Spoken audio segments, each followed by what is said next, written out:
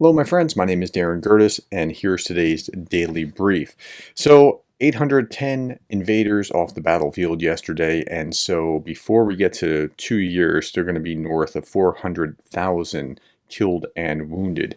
I think it's going to be a week before we get there at the rate that they're going.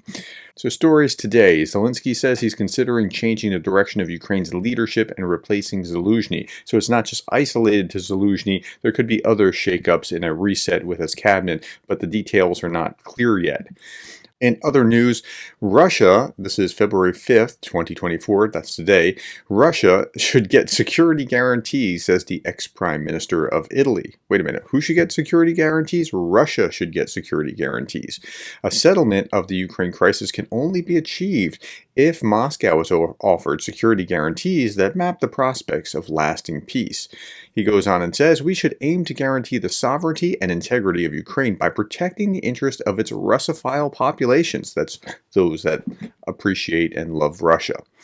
Kyiv and Moscow negotiated a draft truce in the early weeks of the conflict in Istanbul, but the proposal was then rejected by Ukrainian government, which instead declared an intention to fight Russia with Western help.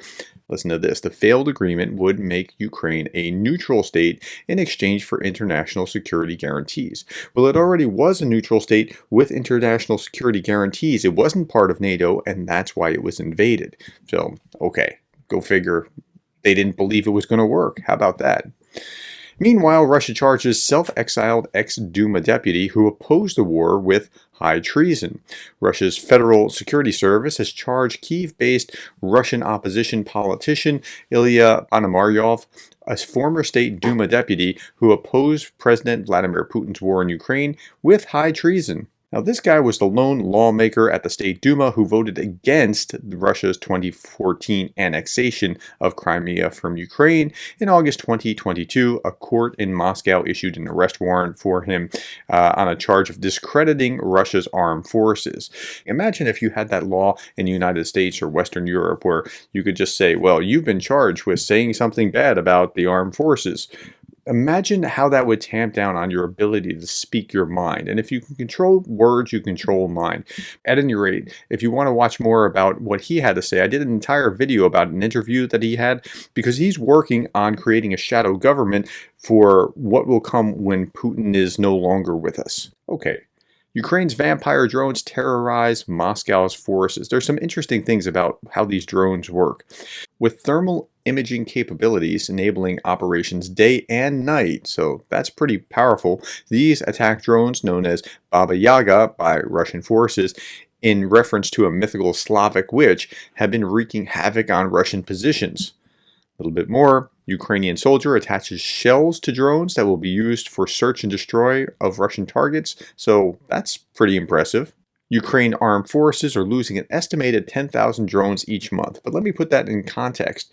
10,000 a month, so that's 120,000 by the end of the year if that's the case. But they're also planning to have 1 million drones produced over the course of the year. Not necessarily these kinds, but all kinds of drones. So I don't think 10,000 a month is that terrible a loss comparatively. Ukraine claims that the use of vampire drones has been especially effective at targeting tanks at night. Okay, last story. I'm not going to get into this, but because I have to do some research first, but I think this is the politics. I'm not sure if it's the policy or the politics at play, but U.S. House of Representatives Speaker says he will bury the draft budget for Ukraine, the Senate bill he's talking about. The bill is even worse than we expected and won't come close to ending the border catastrophe the president has created. I don't know if that's true, in fact, in the sense of policy, or if that's just political games, and we have to get to the root of that. So that's what I'll be doing over the course of the day. Thank you for your time, the likes, the shares, the subscribes, and thank you for being the kind of person that cares about Ukraine.